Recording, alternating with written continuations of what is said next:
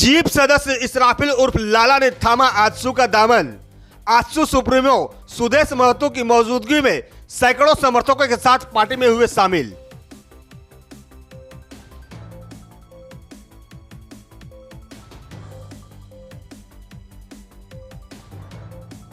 झारखंड की राजधानी रांची रहे, लेकिन आर्थिक राजधानी का दर्जा धनबाद को मिलना चाहिए। यह बात ईस्ट बसुरिया स्थित निछानी बस्ती स्कूल के समीप गुरुवार को आजसू पार्टी के मिलन समारोह को संबोधित करते हुए केंद्रीय अध्यक्ष सह सिल्ली विधायक सुदेश महतो ने कही। मौके पर जीप सदस्य इसराफिल उर्फ लाला ने पार्टी की सदस्यता ली। सुदेश महतो ने पार्टी का पट्टा देकर उनका स्वागत किया। ईस्ट बसोरिया में आजसू का सम्मान समारोह आयोजित किया गया था, जहां आजसू पार्टी के सुप्रीमो सुदेश महतो को सुभाष चौक से लेकर अब्दुल कलाम चौक तक भव्य स्वागत किया गया।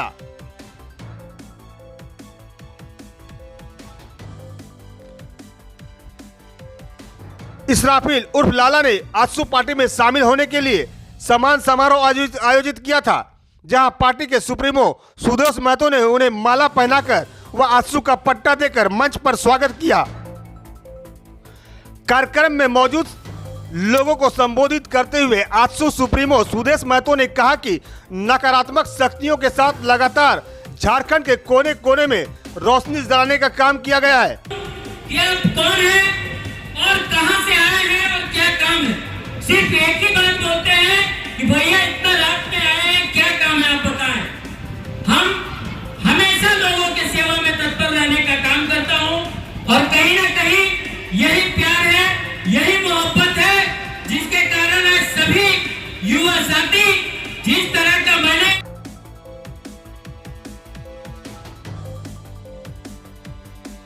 समारोह में सुदेश महतो ने कहा कि पूर्व सांसद विनोद बिहारी महतो, एके राय, एसके बक्सी सहित शक्तिनाथ महतो, नेपाल रवानी, रसिक हादसा ने कोयलांचल की जनता व मजदूरों के लिए अपने प्राणों की आहुति दी है। उन्होंने कहा कि जमीन से कोयला निकालने के बाद खाली जमीन रैयतों को लौटा देना चाहिए। यहाँ के लोगों की सबसे बड़ी समस्या विस्थापन की है। अपने ही बाप दादा की जमीन से ग्रामीण बेदखल हो रहे हैं। उन्होंने कहा कि 8 सितंबर को रांची में आयोजित होने वाले आजसू के युवा सम्मेलन में इन समस्याओं को रखा जाएगा।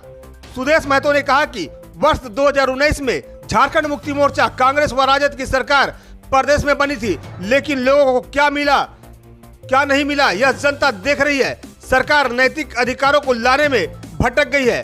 उन्होंने कहा कि कल धनबाद सुरक्षित रहे, इसके लिए सभी को तैयार होना होगा। आज अबुआ आवास की स्थिति किसी से छुपी नहीं है। अच्छी चिकित्सा व शिक्षा लोगों को, बच्चों को नहीं मिल रही है। हमारे इतनी बड़ी आबादी के साथ इस प्रदेश के साथ न्याय नहीं कर पाते, ये वेदना हर किसी के जहन पर है। हर कोई बैठकर इसके बारे में उल्लेख कर रहा है। मैं आपके बीच आया, मैं आपको देख रहा था, मैं अपने अध्यक्ष से पूछ रहा था, ये इसे आर्थिक राजधानी कहा जाता था। जब प्रदेश आजाद हो रहा था तो कई लोगों ने कहा आर्थिक राजधानी है, राजधानी रांची रहे, लेकिन आज आर्थिक राजधानी के रूप में धनबाद डिक्लेयर होना चाहिए, क्योंकि इस प्रदेश से इस देश को सबसे ज्यादा राजस्व देने वाला कोई क्षेत्र है तो वो क्षेत्र धनबाद है और धनबाद के बारे में विचार होना चाहिए। बीसीसीएल, ईसीएल का ये जो क्षेत्र आसपास में रहा, जो क्षेत्र इस प्रदेश में रहा के रूप में, प्रतिष्ठित संस्था के रूप में, इस क्षेत्र के जमीन के नीचे की शक्ति को तो लोग पहचान गए, लेकिन धरातल पर इस प्रदेश के लोगों को सजाने में कहीं ना कहीं चूक हो गई है। विनोद बाबू या फिर एके राय साहब ने मजदूरों को एकत्रित करने का, उनकी जमीन पर मुआवजा देने का तो पहल किया, लेकिन मुझे इस प्रदेश के लोगों की वेदना है, इस प्रदेश के मजदूरों की वेदना है और मैं थोड़ा अलग सोचता हूँ। और आज फिर से हमें इस प्रदेश के लोग किसी तरह जीवन जीने वाले, किसी तरह उनके रोटियों पर पलने वाले, जिसके हसीन जमीन के अंदर इतनी बड़ी शक्ति है, ऊपर हम लोग टुकड़ों पे पलने वाले लोग कभी न कभी आपस में लड़ते हैं, आपस में लड़ाई का हिस्सा बनते हैं। सरकार को शायद हेमंत जी को पता नहीं है कि राज्य में बेरोजगार और बेरोजगारी की संख्या क्या है, इसीलिए मैंने गांव के बेटा बेटी का पढ़े लिखे बेरोजगारों का डाटा निकाले बोला और इस डाटा को लेके 8 तारीख को हम लोग रांची जाएंगे। और इस सरकार ने जो वादा किया था, सरकार ने कहा था कि हर साल 5 लाख नौकरी देंगे, 5 लाख नौकरी नहीं देंगे तो 5,000 और 7,000 भत्ता देने का काम करेंगे। ये सरकार शायद ये सब भूल गई है। ये सरकार ने हमारे नौजवानों को कहा था कि ब्लॉक के अंदर 25। सर, इतिहास गवाह रहा कि छात्र आंदोलन कई देशों में तख्ता पलट कर दिया है, लेकिन आपकी का ऐसा क्या मजबूरी है या जरूरी है जो गठबंधन को जरूरी है? सर, ये कभी बैठकर हमसे संवाद करो तो इसके डिटेलिंग बताएंगे आपको।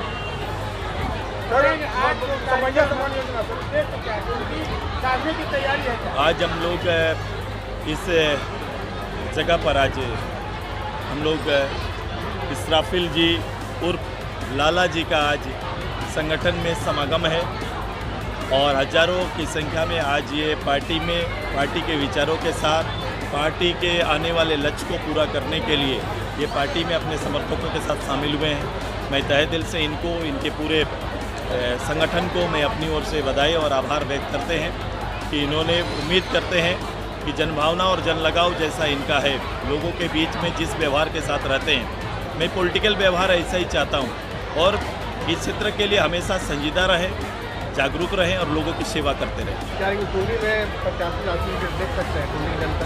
अभी ये सब बात एक पटल पर होगी।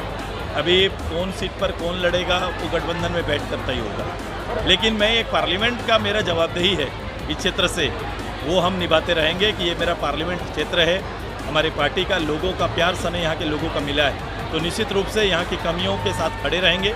और इस जगह से ही मैंने धनबाद के बारे में नए सिरे से, धनबाद और आसपास, मैं हूँ टूंडी पर, लेकिन पूरे धनबाद जो रिसोर्स पर्सन है देश का, जो देश का आर्थिक रूप से एक तरक्की का आधार रहा है, नए सिरे से अब नई पीढ़ी को सोचना पड़ेगा। केंद्र सरकार, राज्य सरकार को भी नए सिरे से यहाँ पर विचार करना पड़ेगा और हमारे आम लोगों का और ज़मींदार जो उन्होंने ज़मीन दिया, जो विस्थापित परिवार हैं, जो रोज़ काम करके, मेहनत करके, मजदूरी करके खाने वाले लोग, उनके भविष्य का, उनकी गलियों का, उनके मोहल्लों का भी ख्याल रखना पड़ेगा। उनके बच्चों की पढ़ाई की बेहतर सुविधा, उनके परवरिश, उनके साथ साथ वहाँ के लोगों के लिए हेल्थ सिस्टम, वहाँ के लोगों के लिए पर्यावरण का संतुलन होना, उनके अनुकूल होना, साथ ही साथ यहाँ रोजगार के अवसर कैसे ज़्यादा सृजित हो सकें, इसके लिए नए सिरे से बात करनी पड़ेगी।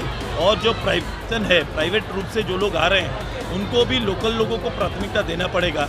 ये कह रहे हैं कभी भी बंदूक के जोर पर या लाठी के जोर पर लोगों पर भांज कर, लोगों को दूर करके आप माइनिंग को माइनिंग अपना सकते हैं, लोगों को अपना नहीं पाएंगे।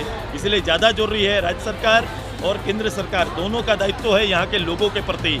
जनगण के लिए हम लोग जिम्मेदार हैं, तो जनगण की सुरक्षा और सुविधा ये हमारी प्राथमिकता होनी चाहिए। तो ऐसा लग रहा है देखने में कि झारखंड में वंशवाद चल रहा है। चंपई सोरेन को मुख्यमंत्री पद से हटाकर सर हेमंत सोरेन खुद मुख्यमंत्री बन गए हैं।